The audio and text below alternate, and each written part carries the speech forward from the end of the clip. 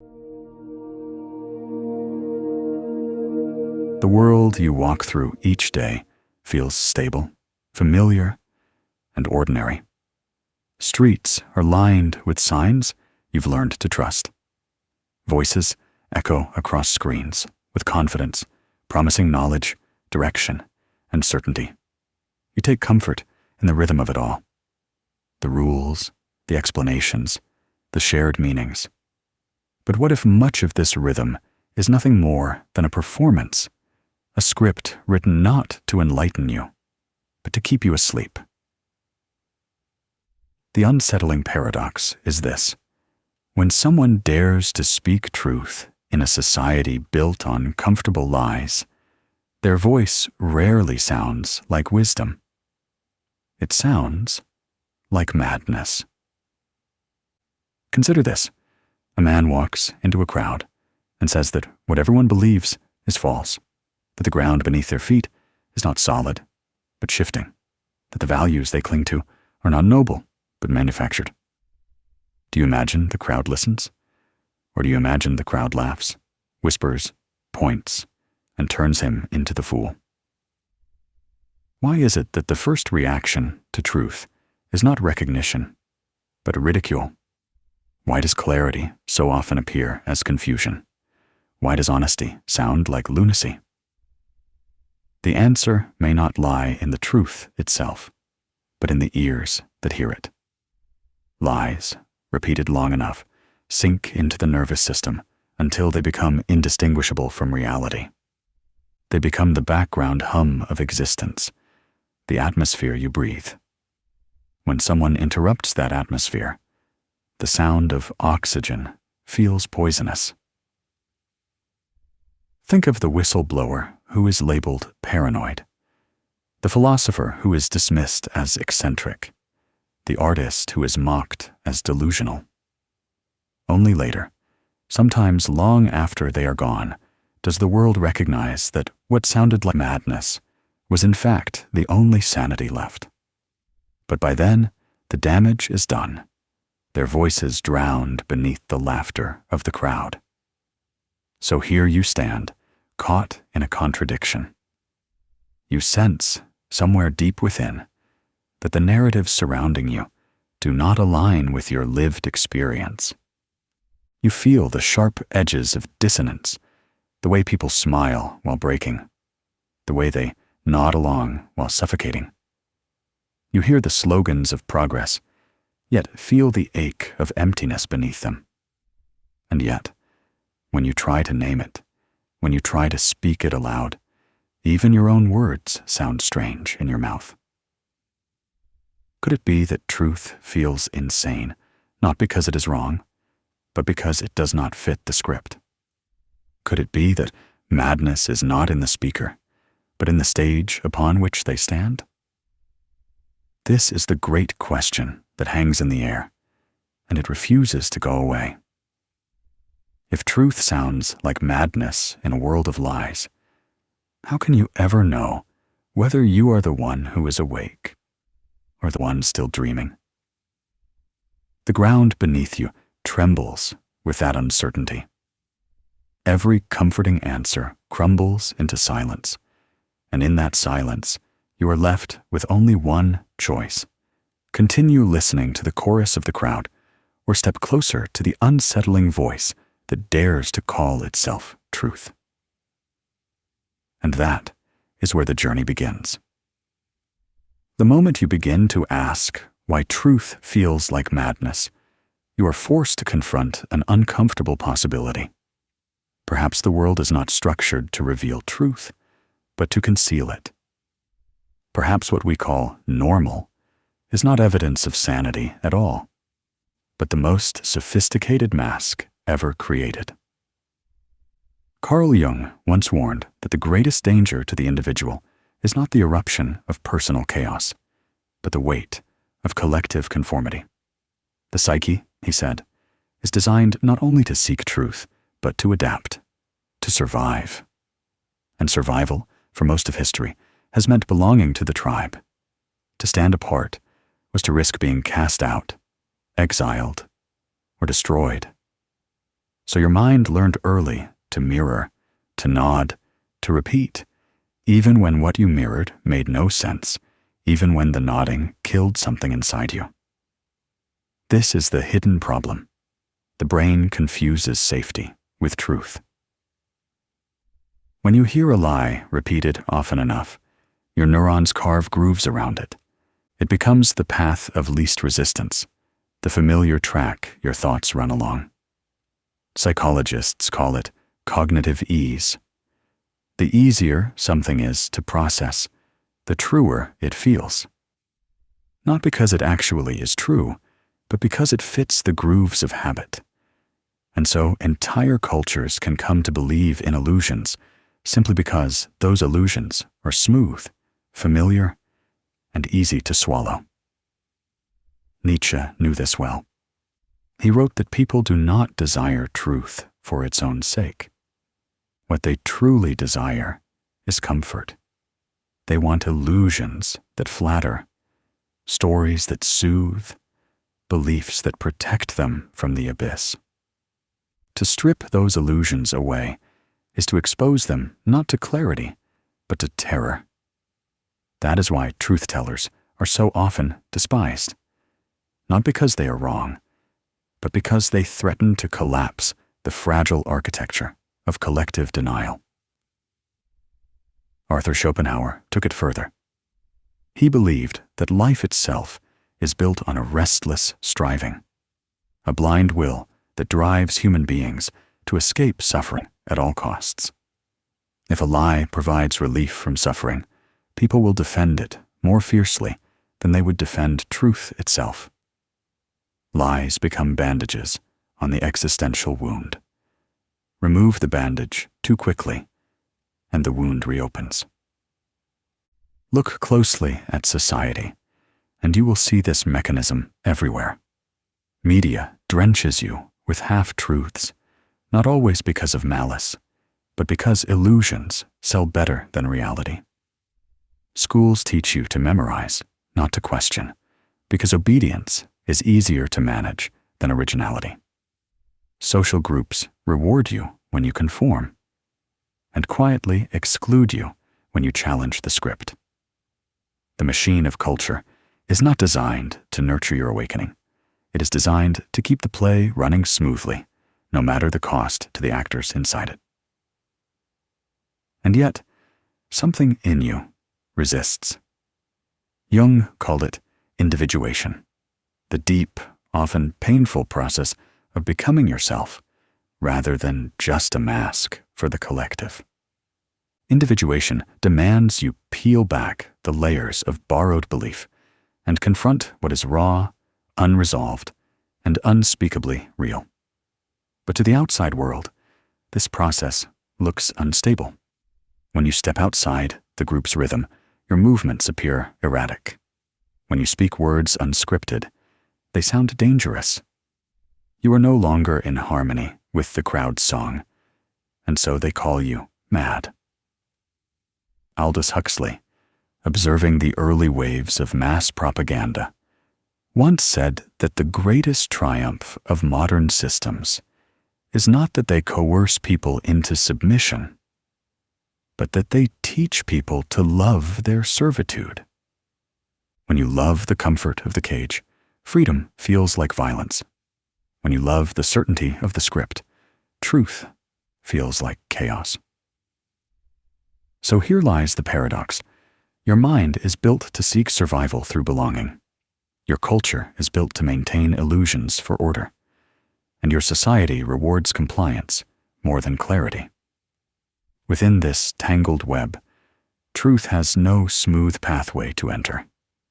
It arrives jagged, raw, and unsettling. It crashes through your grooves of comfort and forces you to feel the friction of reality. No wonder it sounds like madness. The hidden problem, then, is not that truth is weak. It is that your perception has been wired to confuse truth with danger and illusion with safety. The result is a world where the loudest voices are often the least honest, where those who awaken are branded insane, and where the greatest act of courage is simply to see clearly what others refuse to acknowledge. But awareness of the problem is not enough. To feel its roots stretching through your psychology and your culture is only the beginning. The real question is this: what happens when these illusions are not only believed, but lived? What happens when entire societies organize themselves around lies so deep they no longer know they are lies?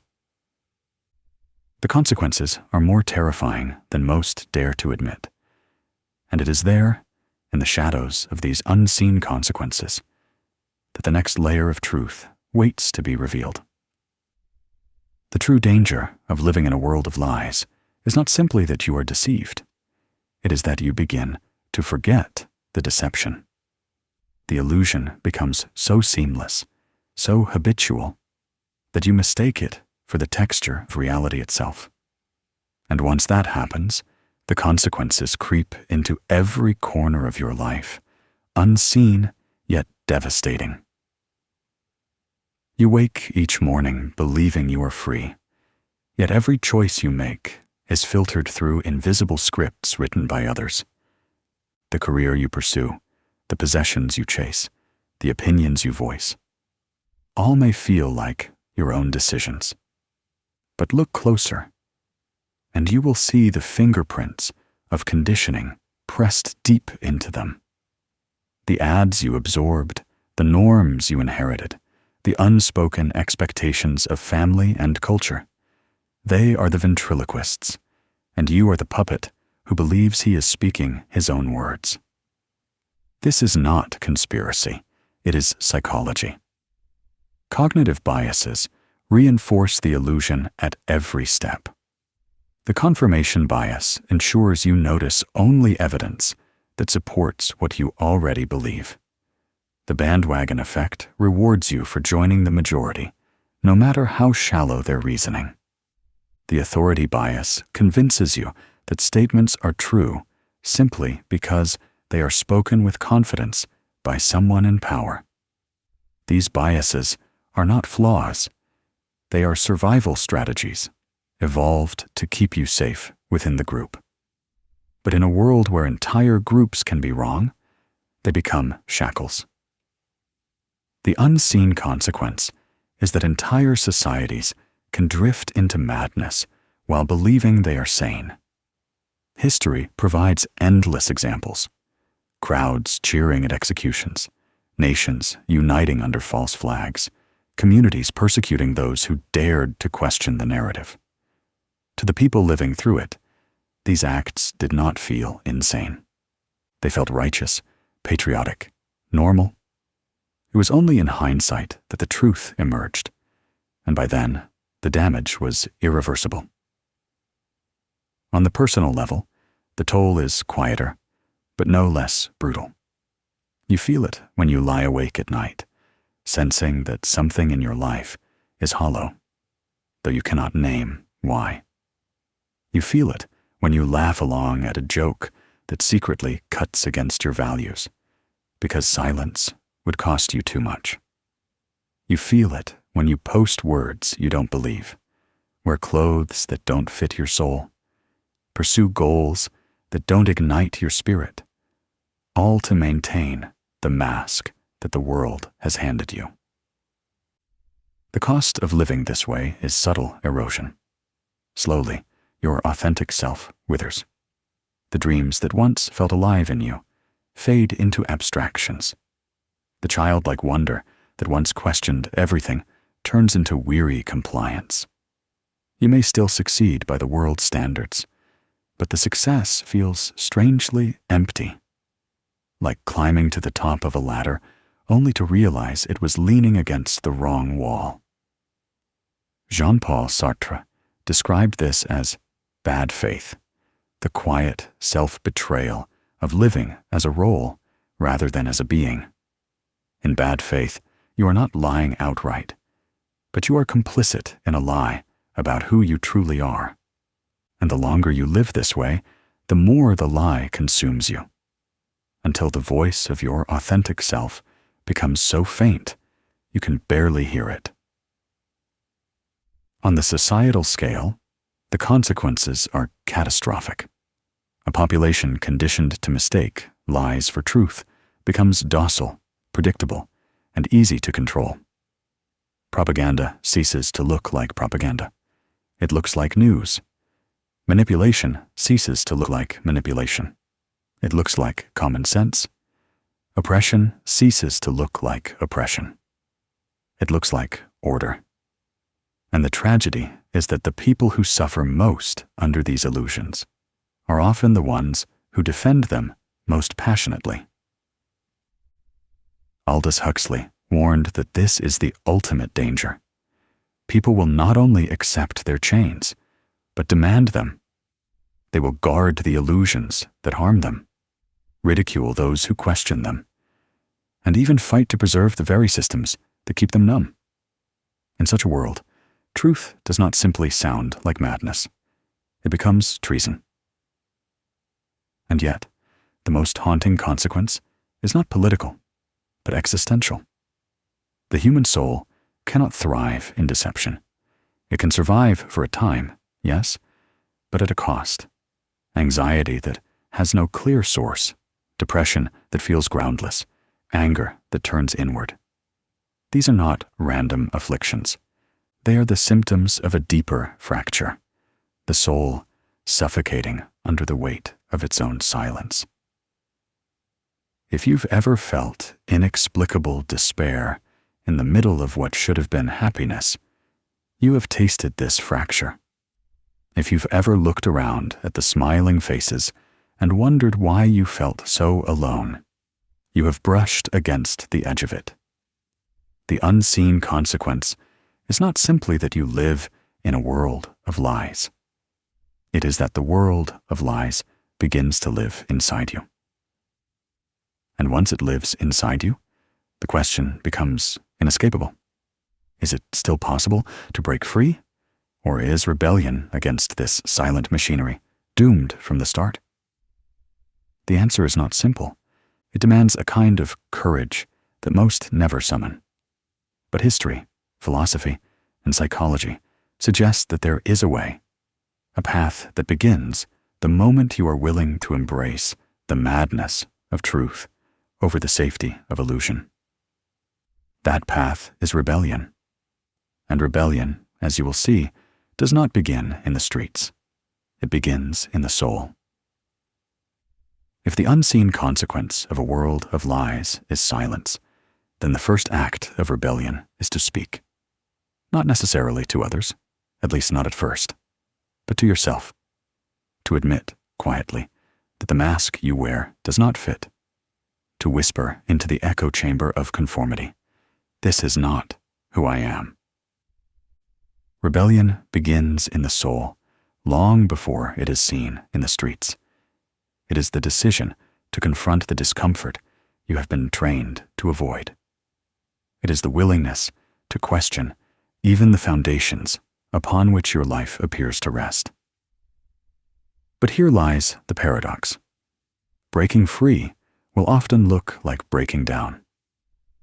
Carl Jung warned that individuation, the process of becoming who you truly are, can resemble madness from the outside. You detach from the collective script, and suddenly your behavior no longer makes sense to those still bound by it. You may withdraw, reflect, or challenge assumptions that others accept as sacred. To them, you seem unstable. To you, you are finally beginning to breathe. This is the courage rebellion requires, to withstand the misunderstanding of others without collapsing back into the safety of their illusions. History is filled with examples. Socrates, condemned for corrupting the youth, did not stop questioning. Galileo, ridiculed and silenced, did not unsee the orbits he discovered. Rosa Parks, refusing to give up her seat, shattered the illusion of normal that society had constructed around her. What unites them is not just defiance, but clarity. They saw reality for what it was, and they refused to pretend otherwise. Your rebellion may not look as grand. It may be as small as saying no when a crowd says yes. It may be as private as choosing silence when others demand your agreement. It may be as internal as refusing to betray your own perception just to fit in. Rebellion is not measured in noise, but in truthfulness. Nietzsche declared, "Become who you are." Those words are not a slogan, but a summons. To become who you are, you must strip away the borrowed beliefs, the pre-packaged ambitions, the fears that were never yours to begin with. You must endure the loneliness of authenticity, the ache of standing apart, the terror of freedom. And yet, beyond that terror, lies the only life worth living. How then do you begin? First, by noticing the invisible scripts. Pay attention to the words you repeat without thought, the goals you pursue without desire, the rituals you perform without meaning. Ask yourself, whose voice is this? Whose dream am I chasing? Awareness is the chisel that cracks the mask. Second, by reclaiming the capacity for doubt. In a culture addicted to certainty, doubt is a radical act. Doubt allows you to resist the seduction of easy answers.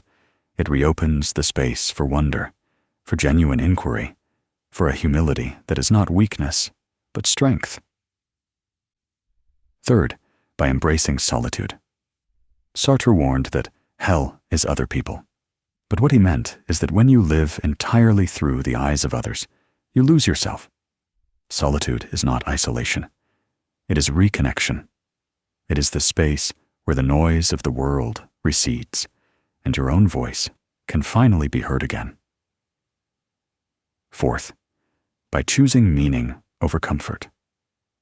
Viktor Frankl, who endured the unimaginable horrors of a concentration camp, discovered that survival is not guaranteed by pleasure or safety, but by meaning. When you align your life with meaning, even suffering transforms into strength. Without meaning, even comfort curdles into despair. And finally, by acting. Not someday, but now. Rebellion dies in abstraction.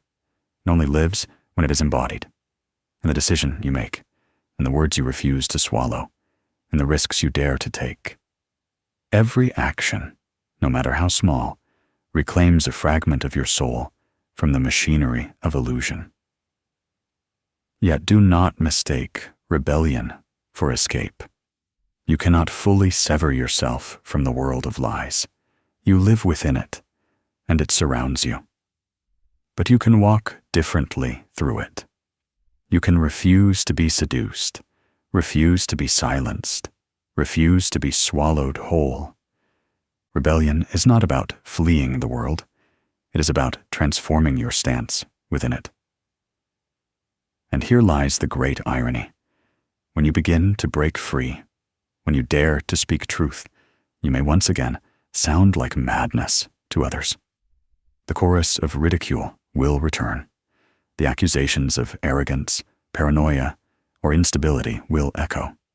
But this time, you will recognize them for what they are, the defense mechanisms of those still asleep. Rebellion, then, is not the end of the struggle. It is the beginning of clarity. It is the threshold you must cross if you are ever to glimpse the ultimate truth.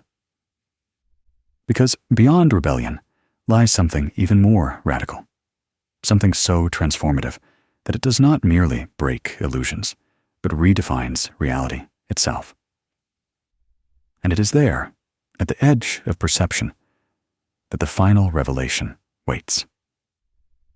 You have walked through the layers, the paradox that truth sounds like madness, the hidden roots that make illusion feel safer than reality, the unseen consequences that erode both soul and society, and the rebellion that begins within. But there remains one final question, the most haunting of them all. What is truth? if the world is built to resist it? The answer is not found in books alone, or in the voices of philosophers, or even in the shattered illusions of history. The answer is something quieter, more intimate. It lives in the space between your heartbeat and your breath, in the silence that comes when all other voices fade. The ultimate truth is this: reality does not need permission to exist. Lies can surround it, deny it, bury it, but reality remains. You cannot destroy it. You can only blind yourself to it. And the longer you live in blindness, the more reality appears as a monster waiting in the dark, when in fact, it is the friend you abandoned. This is why truth sounds like madness. Not because it is madness, but because it threatens the fragile fortress of lies you have mistaken for home. The fortress crumbles at the slightest touch of honesty, and so you fear honesty as though it were death itself. But what dies is not you. It is the mask. Jung once said, "Until you make the unconscious conscious, it will direct your life, and you will call it fate." The ultimate truth is the moment you turn toward the unconscious, the buried lies, the ignored wounds, the silenced intuitions, and you see them clearly. You realize that what you called fate was merely programming. What you called destiny was merely conditioning. What you called sanity was merely consensus. And in that moment, you awaken. But awakening is not a gentle process. It is a rupture. It feels as though the floor beneath you has given way, as though the self you knew has dissolved. And in a sense, it has. The false self must die so that the authentic self can be born. Nietzsche named this the death of God, not the literal death of divinity, but the collapse of borrowed meanings, the recognition that the scaffolding you leaned on was never yours to begin with. What comes after is terrifying, but also luminous. For the first time, you stand without illusions. For the first time, you are not leaning on the borrowed eyes of others to see. You see with your own. And what do you see? You see that freedom was never given to you. It was always yours to claim. You see that the walls of the prison were never solid. They were drawn in chalk, and the lock was on the inside. You see that the chorus of ridicule, the laughter of the crowd, the accusations of madness, none of them had the power to define you. They were only echoes of fear, projections of those who refused to look inward. The ultimate truth is that awakening does not change reality. It changes you. The world remains chaotic, filled with illusions, riddled with contradictions. But you are no longer deceived by them. You move through them with clarity, like a swimmer who has learned not to drown in waves, but to ride them. And here is the revelation most struggle to accept. Truth is not comfort. It is not certainty. It is not even finality. Truth is presence, the raw, unfiltered contact with life as it is. It is the willingness to meet each moment without the armor of illusion, to endure the weight of freedom without retreating into the safety of lies. This is why awakening feels unbearable at first. You lose the false security of consensus, the numbness of conformity, the narcotic of easy answers. But what you gain is immeasurable, the ability to live fully, to see deeply, to love authentically. And so, the final paradox reveals itself. The very madness the world accuses you of is the beginning of sanity. To those who remain asleep, your clarity will look like delusion. Your freedom will look like rebellion. Your authenticity will look like chaos. But to you, it will feel like the only real life you have ever lived. You are left, then, with a choice. Not tomorrow, not someday, now. Will you cling to the fortress of lies, safe but suffocating? Or will you step into the vast, frightening, luminous expanse of truth? Will you die a slow death within the mask?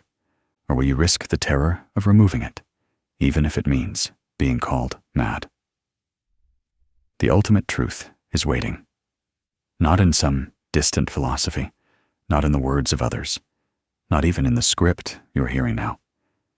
It is waiting in you, in the silence when the world's noise fades, and the courage to see what is, without flinching.